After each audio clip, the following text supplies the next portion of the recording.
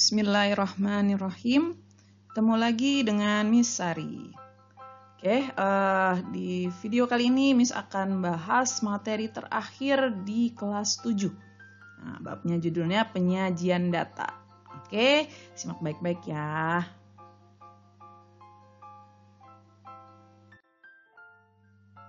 Pertama, urutan dari nanti kita akan belajar statistika tuh di kelas 8 ya. Nah, dalam ilmu statistika itu kita ngurusin data. Nah, data pada awalnya itu kita kumpulkan dulu. Nah, pengumpulan data. Nah, data itu apa sih? Data itu adalah sesuatu yang dapat memberikan gambaran tentang suatu keadaan atau persoalan. Ya, jadi informasi data itu ya. Bisa juga disebut dengan kumpulan informasi ya yang diperoleh dari suatu pengamatan. Nah, data ini bisa berupa angka, lambang, atau keadaan objek yang diamati. Nah, pokoknya data itu informasi aja, ya. Nah, data itu dikelompokkan menjadi dua. Yang pertama adalah data kuantitatif. Nah, data kuantitatif ini datanya nanti berbentuk angka atau bilangan. Nah, satu lagi data kualitatif. Nah, data kualitatif ini bukan berupa angka atau bilangan ya, jadi bisa berupa keterangan-keterangan atau perubahan segala macam. Ya, nanti akan kita lihat contohnya. Nah, setelah data dikumpulkan, maka data itu akan disajikan. Ya, untuk apa sih data disajikan ini? Nah, tujuannya supaya data yang tadi sudah dikumpulkan lebih mudah dibaca dan dimengerti. Nah, kalau sudah disajikan itu juga lebih mudah lagi untuk dianalisis atau diambil kesimpulannya, gitu ya. Jadi kalau cuma kumpulan data aja kan repotnya, susah nih kita mau mengambil kesimpulan dari data tersebut. Nah, maka di kelas 7 ini dipelajari bagaimana cara penyajian datanya. Nah, penyajian data ini dapat dilakukan dengan dua cara. Pertama, dengan tabel. Nah, yang kedua, dengan diagram. Nah, diagram ini sendiri macam-macam. Ada yang diagram gambar atau disebut piktogram. Lalu ada diagram batang, ada diagram lingkaran, dan juga ada diagram garis. Semuanya akan kita pelajari nih. Yang pertama tabel. Nah, tabel ini nanti tabelnya dinamakan tabel distribusi frekuensi tunggal ya untuk penyajian data tunggal. Nah, misalkan Miss punya data nih, data ulangan kelas 7A ada 7, 8, 6, 8, 7 dan seterusnya. Totalnya ada 30 data. Nah, diminta dari kumpulan data di atas susunlah dalam bentuk tabel. Nah, kita bikin dulu nih tabelnya. Ada nilai, nah kalau kita lihat kan nilainya antara 5, 6, 7, 8, 9. Nah, turus ini nanti kita cek ya, kita lihat setiap kita lihat bilangannya apa, kita tandain di sini. Nah, frekuensi ini nanti ada totalnya berapa. Coba kita hitung dulu ya. Jadi angka pertama itu adalah 7. Nah, biar teliti kita coret nih yang udah kita tulis. 7. Nah, 7 ada di mana? 7 ada warnanya hitam aja ya. 7 pertama kita coret. Nah, di sini kita tandain nih 7. 1. Lalu habis 7 8. Nah, di 8 kita tulis lagi di sini kita tandain. 8 lalu 6. Di sini 6. Lalu 8 lagi. Di sini 8. Ada 7. Tandain lagi 7. Ada 7 lagi. Tandain lagi 7. Ada 9. 9 di sini, ada 8. 8 di sini, ada 6. 6-nya di sini, lalu 7. 7 di sini. Baris pertama selesai. Baris kedua ada 8. 8, lalu 8 lagi. Nah, ini kan udah 4. Nah, yang kelimanya kita giniin. Nah, jadi satu gerombolan ini ada 5 gitu ya. Lalu 6. 6 terus 7. Nah, 7 udah 4, berarti yang kelimanya kita tandain. Lalu 9. 9 di sini, 8. Lalu 6. Terus 7. Nah, 7, 5. Oh, ada yang 5. Lalu 6. Nah, 6 berarti kita coret lagi. Baris kedua selesai. Lalu baris ketiga 8. 8 di sini, 5. Lalu ada 5, 6. Ada 6 di sini, 7. Di sini 7. 7 lagi, di sini 7 lagi, 6, 9, 8, 8, terakhir 9. Nah, ini turusnya. Lalu kita tulis di sini jumlahnya ada berapa? Yang nilainya 5 berarti ada 2, frekuensinya ada 2. Yang nilainya 6 ada 7, yang nilainya 7 ada 8, yang nilainya 8 ada 9, yang nilainya 9 ada 4. Sehingga kalau kita jumlahkan, ini 2 tambah 7, tambah 8, tambah 9, tambah 4 adalah 30. Nah, ini adalah bentuk penyajian data dalam bentuk tabel. Ya, jadi kalau sudah dalam bentuk tabel seperti ini enak, mau ngitungnya apa, mau menjelaskannya seperti apa. Misalkan nanti yang dipertanyakan, berapa anak yang nilainya di atas 7, misalkan KKM-nya 7. Berapa anak yang lulus KKM? Nah, berarti kan kita tinggal lihat ini. Ya, dibandingkan kita lihat data dari sini kan kita hitung satu-satu kan repot. Nah, itulah salah satu fungsi dari penyajian data. Memudahkan kita untuk mengolah datanya lalu mengambil kesimpulan. Oke, kita lanjutkan. Yang selanjutnya adalah dalam bentuk diagram gambar. Jadi diagram gambar itu penyajian data dengan menggunakan gambar yang sesuai dengan datanya. Maksudnya apa sih? Nah, tergantung nih, contoh.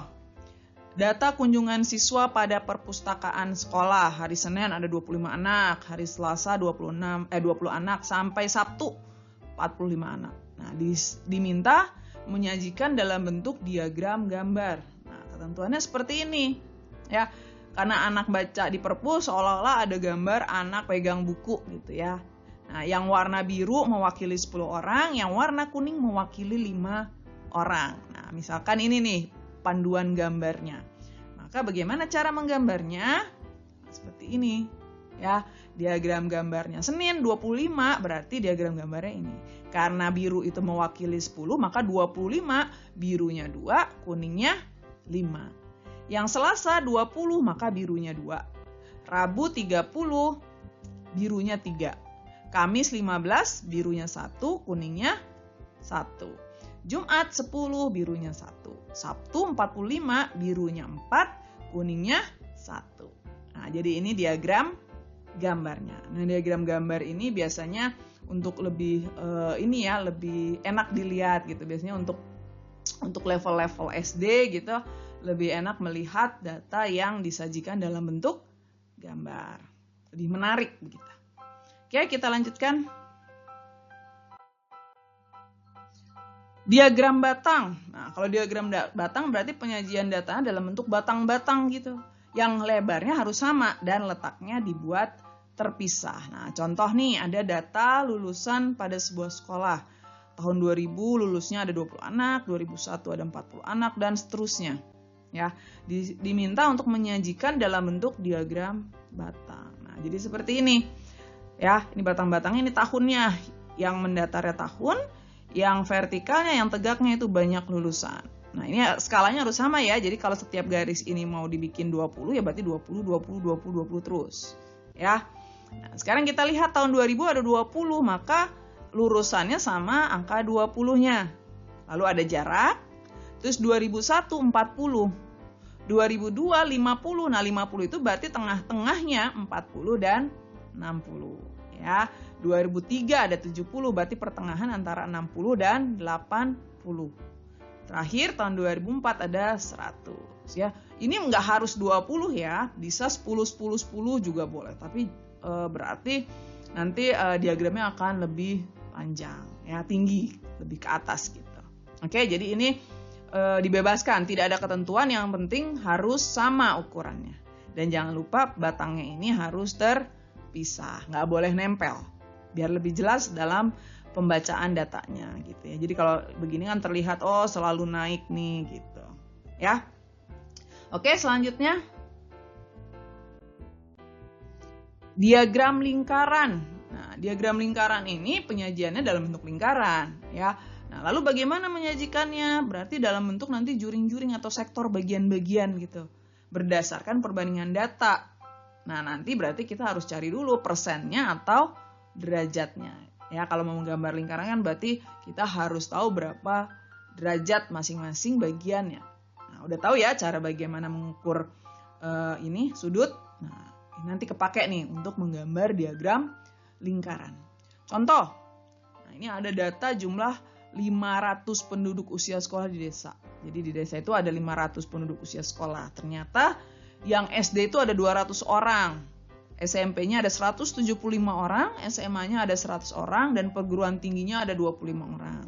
Dari data tersebut diminta untuk menyajikan data dalam bentuk diagram lingkaran. Nah, maka untuk tahu besar sudut pada lingkaran ya kita harus tahu dulu berapa besar derajat masing-masing SD, SMP, SMA, dan perguruan tinggi. Nah, ini caranya. Pertama SD. SD itu kan 200 orang. Totalnya 500. Nah, satu lingkaran itu besarnya 360 derajat. Maka besar sudut dari SD, bagian SD adalah 200 per 500 dikali 360 derajat, yaitu 144 derajat. Lalu SMP pun demikian.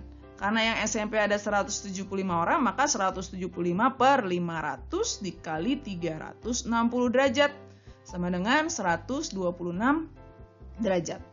SMA juga sama, 100 per 500 kali 360 derajat sama dengan 72 derajat. Dan yang terakhir perguruan tinggi.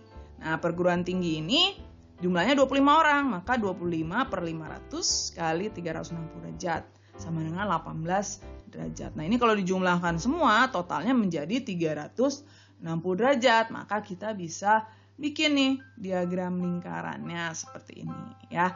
Jadi kalau kita pakai busur derajat, SD-nya 114 derajat, lalu nanti SMP-nya 126 derajat, SMA-nya 72 derajat, perguruan tinggi 18 derajat. Nah, kalau dalam persen seperti ini. Jadi 200 orang itu adalah 40%.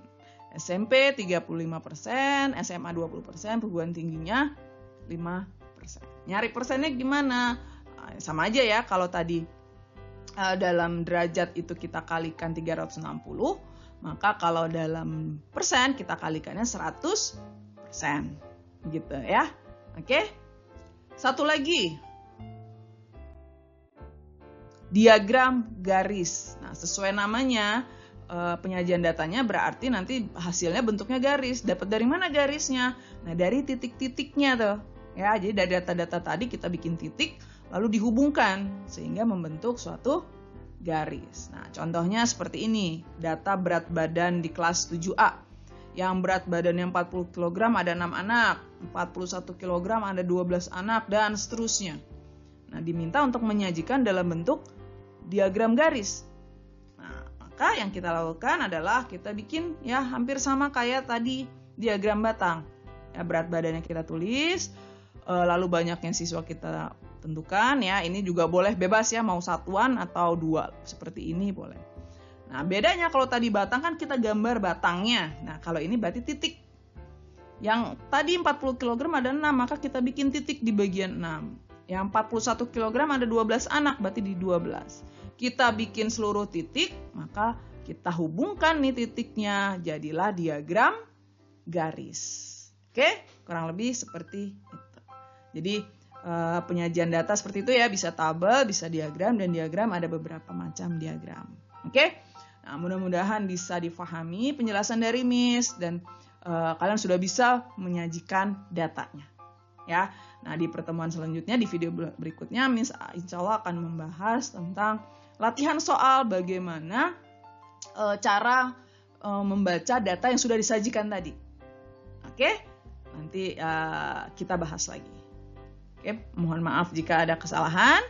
Kita ketemu lagi di video-video Miss Sari berikutnya.